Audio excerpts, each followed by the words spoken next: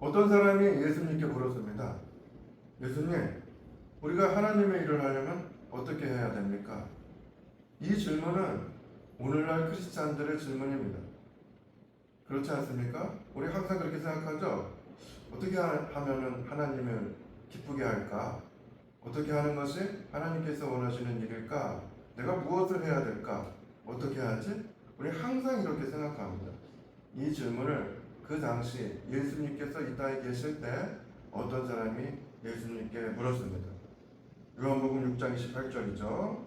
그들이 묻되 우리에게 어떻게 하여야 하나님의 일을 하오리까? 이때 예수님께서 대답하십니다. 29절인데요. 예수께서 대답하여 이르시되 하나님께서 보내신 일을 믿는 것이 하나님의 일이니라. 이렇게 전혀 다른 말씀을 하세요. 우리는 내가 무엇을 어떻게 한다 이런 사고방식을 가지고 있는데요. 예수님께서는 그게 아니다.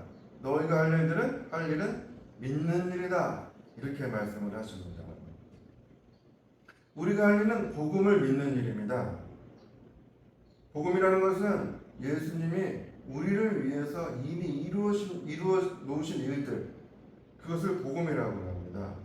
예수님께서는 이미 다 우리를 위해서 다 이루어 놓으셨습니다. 요한복음 19장 30절인데요. 예수님께서 십자가에서 마지막으로 숨을 거두실 때 하신 말씀이죠. 예수께서 신 포도주를 받으신 후에 이르시되 다 이루었다 하시고 머리를 숙이시니 영혼이 떠나가시니라.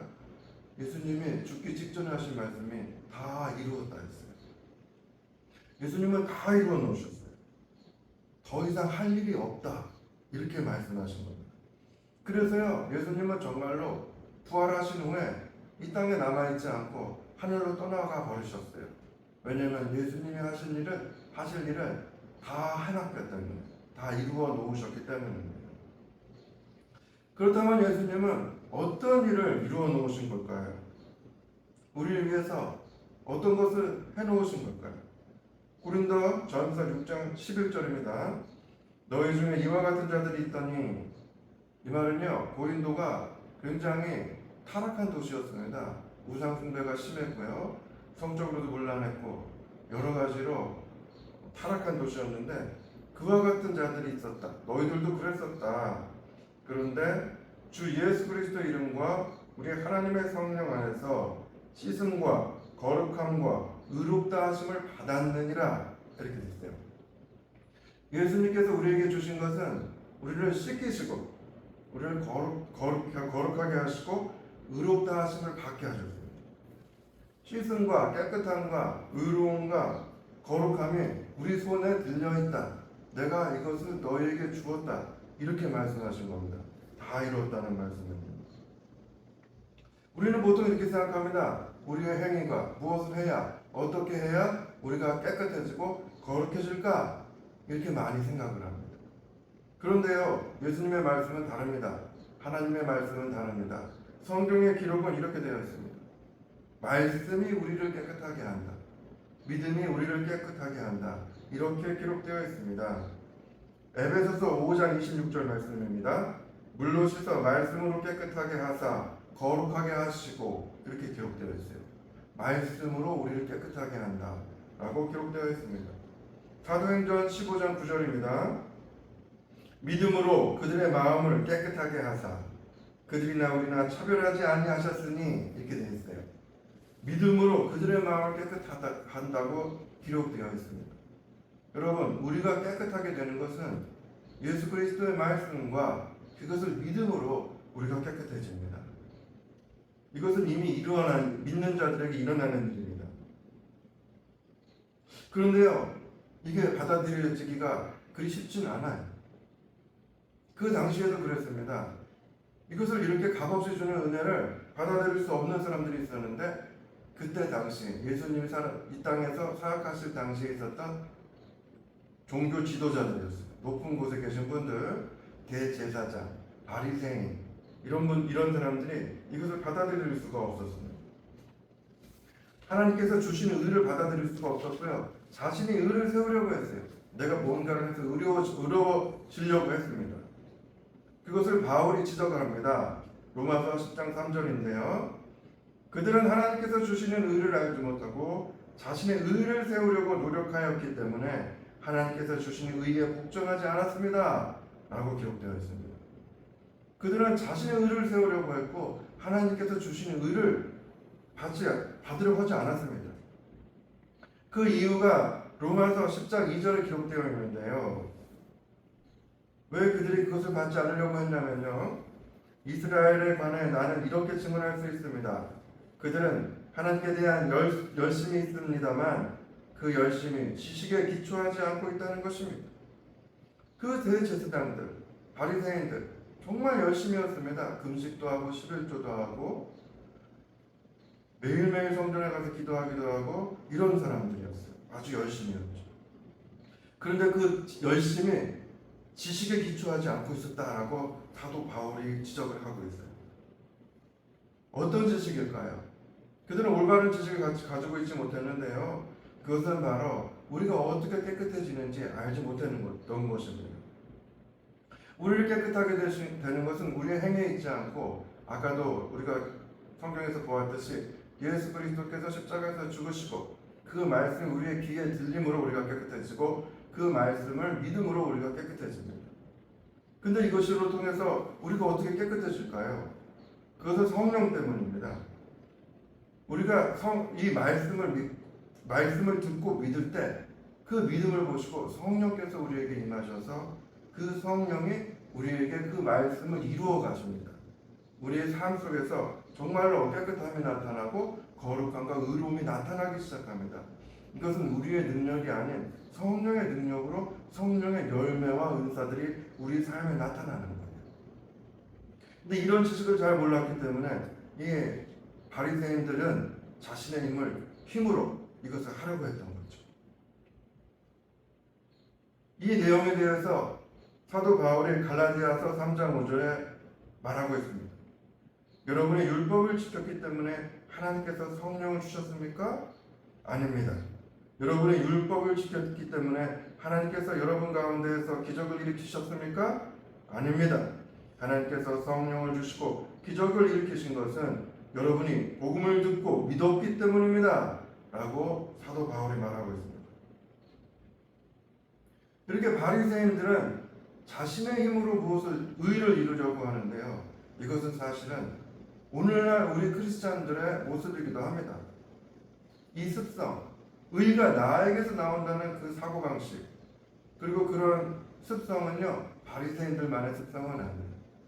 모든 사람들의 습성입니다. 이것은 사실 달콤한 유혹입니다. 내가 뭔가 나로부터 의로움이 나온다. 더 쉽게 얘기하면 내가 하나님한테 뭘 해드린다. 이렇게 생각하는 거예요. 사실은 이게 주권이 하나님이 아닌 나한테 있다는 사고방식입니다. 우주의 주인공이 하나님이 아니라 나라고 생각하는 거예요. 내가 뭔가를 해서 그 의를 하나님께 드린다. 이렇게 생각하는 것입니다. 갈라디아서 3장 10절 말씀입니다. 무릇 행위에 속한 자들은 저주 아래 있나니 기록된 바 누구든지 율법책에 기록된 대로 모든 것을 행하지 아니하는 자는 저주 아래 있는 자라 하였습니다. 또 하나님 앞에서 아무도 율법으로 말미암아 의롭게 되지 못할 것이 분명하니 이는 의인은 믿음으로 말미암아 살리라 하였습니다. 이렇게 기록되어 있습니다. 우리가 행위에 대한 것은 성경에서는 율법이라고 말하죠. 무엇을 한다, 제사를 드린다, 무엇을 행하라 이런 겁니다. 이 율법을 통해서, 즉 자신의 행위를 통해서 하나님께 나아가고자 하는 자는 저주에 걸린다. 이렇게 성경에는 기록되어 있습니다. 왜냐하면 그 행위를 완벽하게 해야 되기 때문에 율법의 한 점 한 획도 빠뜨리지 않고 다 행해야 되기 때문에 그 율법의 저주에 걸리고 맙니다.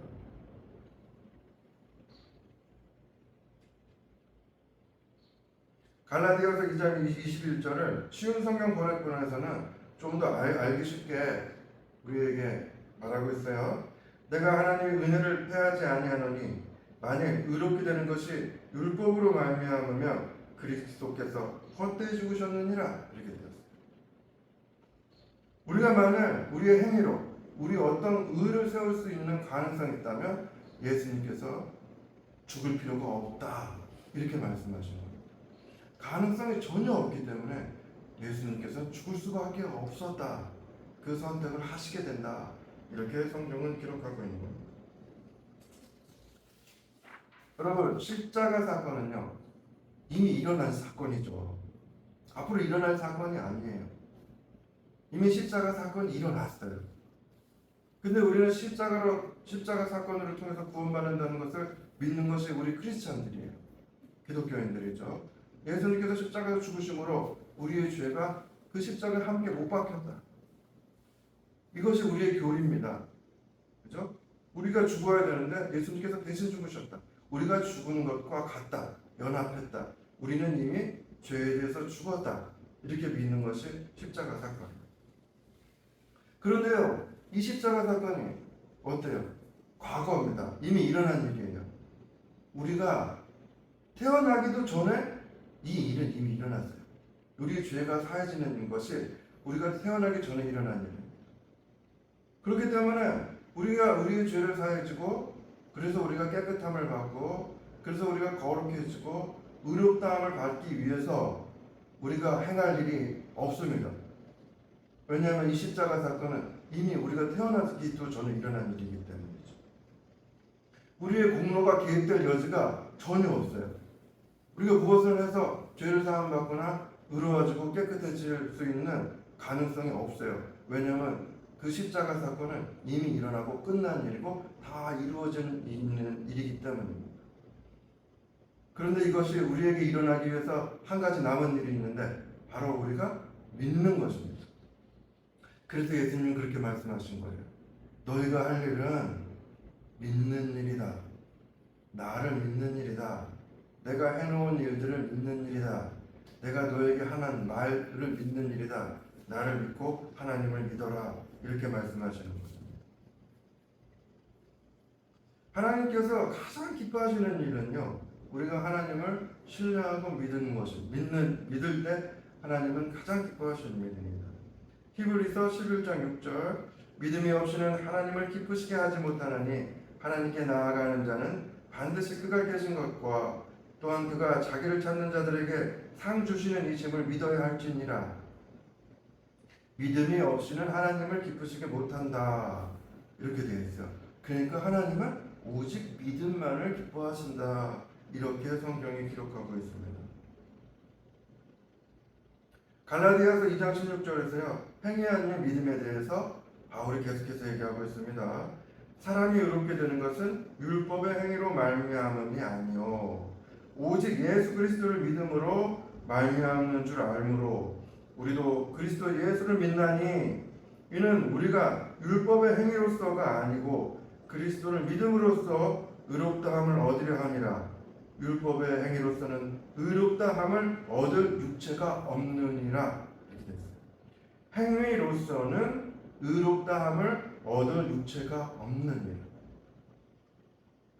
그 청년, 예수님께 질문했던 청년이죠. 어떻게 해야 합니까? 무엇을 해야 합니까?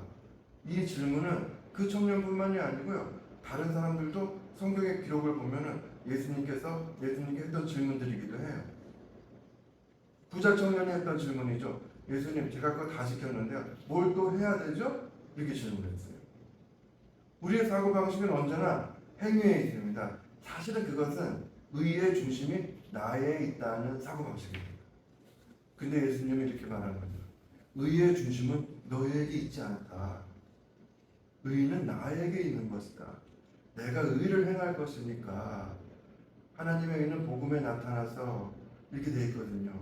하나님이 행할 테니까 내가 행할 테니까 너희는 믿어라. 너희의 의는 믿음에 있다. 이렇게 예수님께서 가르쳐 주시는 것입니다. 이토록 믿음이 정말로 중요하고 하나님을 기쁘시게 하는 일입니다. 그런데 사실 믿음을 가지는 것이 그리 쉽지는 않아요. 그렇죠? 우리가 믿음을 유지하는 게 그렇게 쉽지는 않습니다. 그런데요, 여러분, 믿음이 작다고 해서 실망하지 마십시오. 왜냐하면 믿음은 잘하는 것입니다. 믿음은 잘하는 것이라고 성경에 기록되어 있습니다. 데살로니가후서 1장 3절인데요. 형제들아 우리가 너희를 위하여 항상 하나님께 감사할지니 이것이 당연함은 너희의 믿음이 더욱 자라고 너희가 다 각기 서로 사랑하게 풍성함이니 이렇게 기록되어 있습니다. 믿음이 자란다고 성경은 기록하고 있습니다. 베드로도 말했습니다. 신령한 말씀을 사모하십시오. 그럼 믿음이 자라나고 구원을 얻을 것입니다. 이렇게 또 성경에 기록되어 있습니다. 믿음은 자라는 것입니다. 그리고 이 믿음은요, 우리가 잘 알아야 될 게 있는데요. 우리가 스스로 믿음을 자라게 할 수 없어요. 믿음은 하나님께서 자라게 하시는 것입니다. 그것이 고린도전서 3장 6절에 기록되어 있습니다. 나는 심고 아볼로는 물을 주었습니다. 그러나 하나님께서 자라게 하셨습니다.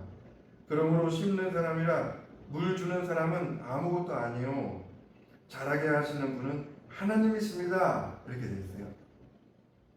믿음은요 우리 안에서 나오지 않습니다. 우리는 믿음을 가지고 있지 않습니다.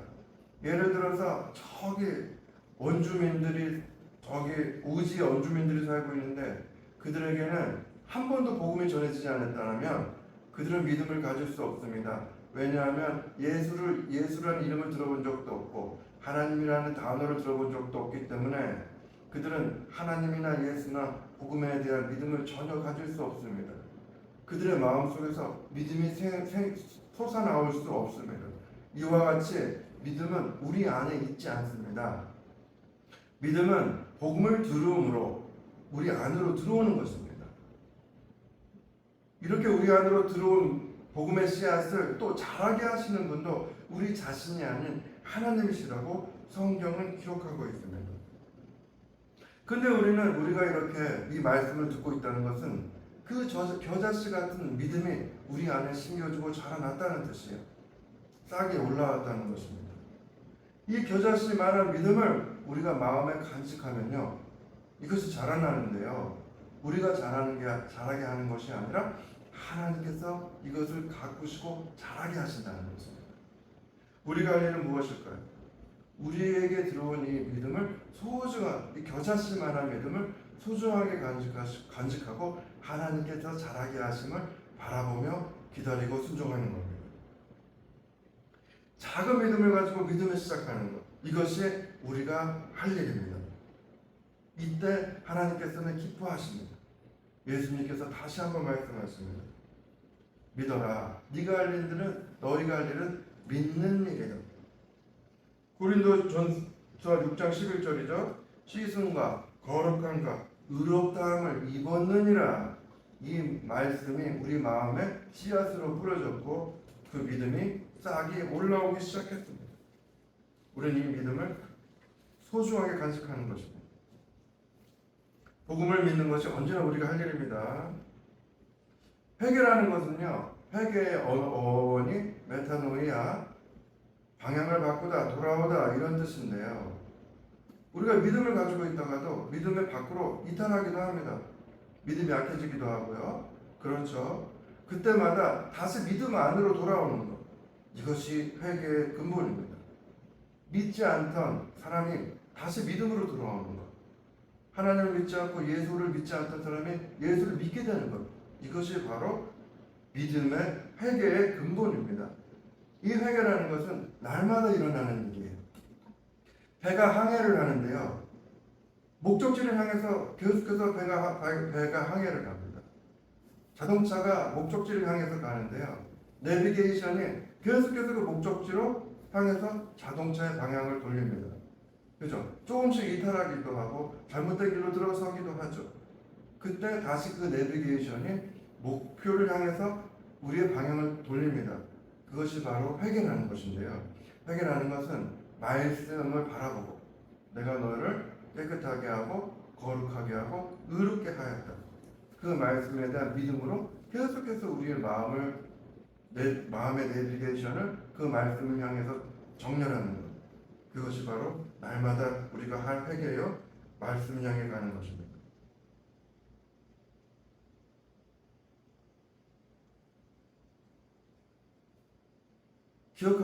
우리는 복음을 기억해야 돼요. 복음에서 이렇게 말하고 있죠. 너희는 이미 내 말씀으로 깨끗하게 되었고 그 너희가 그것을 믿음으로 너희가 깨끗하게 되었다.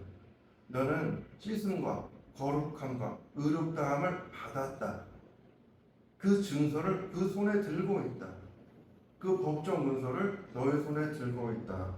나는 이것을 너에게 다 이루어서 이미 주었다. 이렇게 말합니다. 우리가 할 일은 이것을 믿는 일입니다. 사람이 할 일은 믿는 일입니다. 자, 우리가 이렇게 하나님께서 기뻐하시는 일이 우리가 믿는 일임을 알고 하나님께 믿음으로 나아가는 그런 성도들이 되어야 하겠습니다.